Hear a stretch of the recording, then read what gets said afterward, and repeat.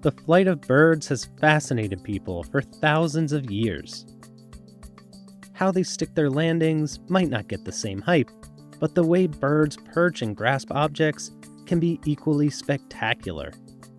A new study investigated the mechanics of birds' legs and feet to craft robotic landing gear inspired by nature's natural aviators.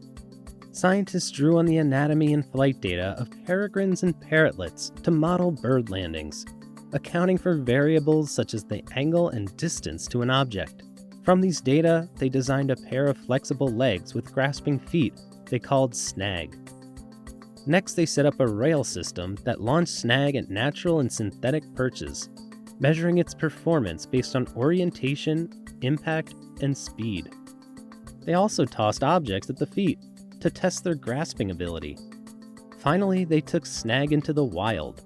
They attached the legs to a quadcopter, manually aiming the airborne robot at tree branches before flicking on its landing programs. After 3D printing and testing more than 20 versions, the researchers found the design they were looking for. Upon landing, teeth mimicking an ankle tendon allow it to lock in place and secure its perch in under 50 milliseconds, 3 times faster than the blink of an eye.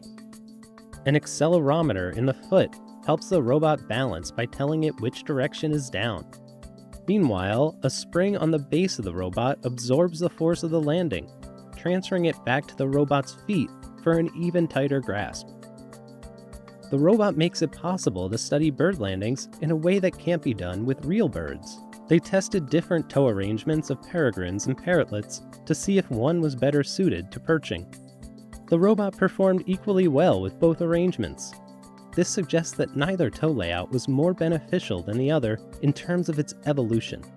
In future studies, scientists hope they can better program the robot so that it can fly, orient, and land independent of human control.